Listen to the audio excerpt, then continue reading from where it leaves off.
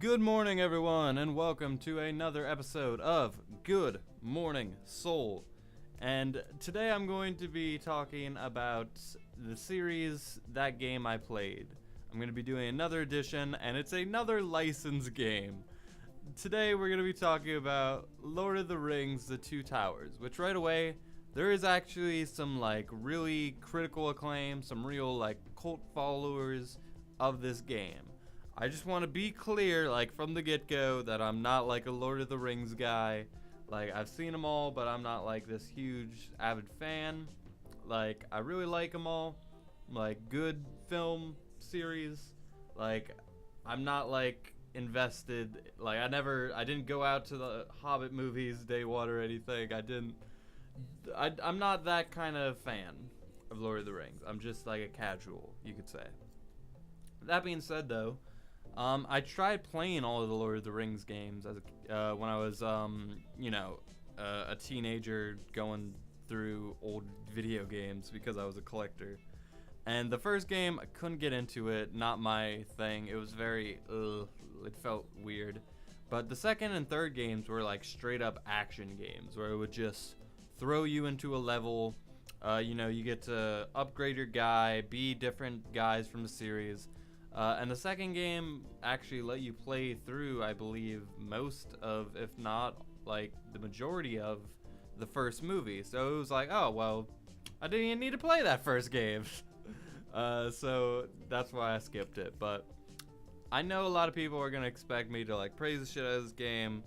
I'm not here to do that. I'm just giving my experience. So, with this game, it has some cool moments. You actually kind of get to reenact straight up scenes from the movie where it'll play the movie. It'll do that cliche thing that a couple licensed game does where it'll be here's the movie, and then it'll transition into gameplay. And it did that, to what extent they could. It definitely didn't turn out seamless. This game was pretty dated back when I played it, but I'm sure when it came out, that was cool as fuck. I'm sure for a lot of people it was. And the third game, followed a lot of what I'm talking about. I never was able to beat the third game. I think I just lost interest. I think I might have got stuck too. I remember being Frodo and fighting a giant spider and not being into that. Yeah. But anyway, this second game, it's mostly just the action parts of Lord of the Rings. Get in there, high fantasy, doing the Lord of the Rings things.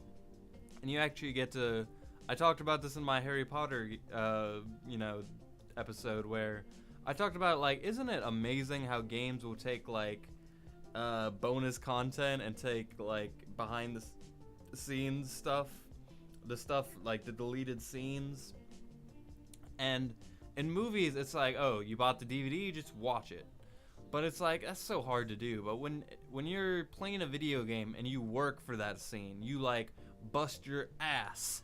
I'm making it sound like you'd put it in work, but busting your thumbs, putting in work, doing some virtual reality work, and then you get those scenes. It's so much more rewarding. And I remember seeing just I think that was the first time I really got to know Elijah Wood, because I didn't know anything about these characters back then, or the actors. I didn't know that much about Lord of the Rings. And I still don't, because I'm a casual.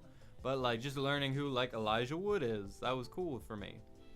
It allowed me to appreciate the series more, because this was around the time that I watched, Return of the King. I think that's when around the time I watched all of these films, because I was, trying to get into Lord of the Rings. But personally, this isn't a great game for me. I remember a lot of it just looking very bleak, very and a lot of it, you're just doing some tower defense stuff where you just beating off these orcs. You're gonna be going through a level, just slacking any orc you see, and that got old. I remember it getting really old, and by the end of the game, I was just oh, finally. And whenever a game, that's the real difference between games.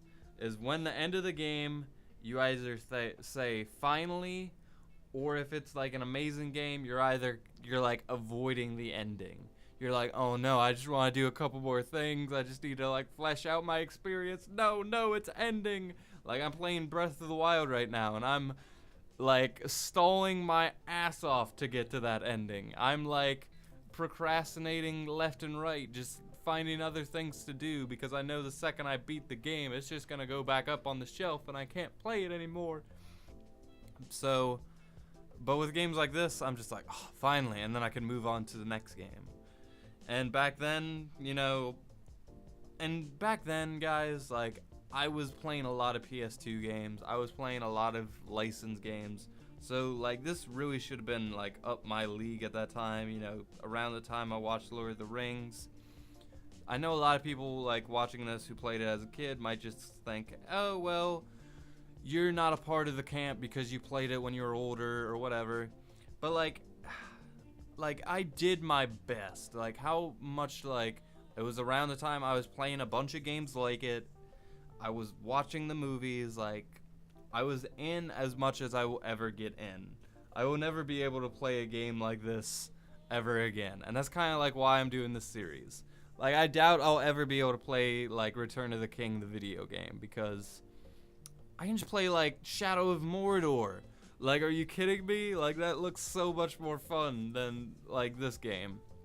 And I know, like, I have a buddy named Adam who I saw do his, like, favorite video games list. I'm pretty sure this game was on there. Like, there's some love out there for this series and this game. I just personally, I'm not a part of it.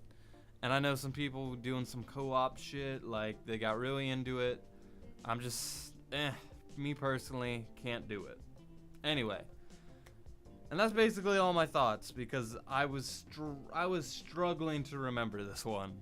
Like, most of these, like, I kind of got into the groove, got back into the concepts of what I was thinking back then, but this one, it was really hard to remember everything about the game. It was really hard to remember how you could, like, even customize your guy to, like, build him up and learn combos and all these things. But anyway, those are my thoughts on Lord of the Rings: The Two Towers. I'm gonna give this one a 6 out of 10. Thank you guys for listening. Thank you for watching. I'll see you tomorrow with another episode of Good Morning Soul. And until then, with that, I leave you.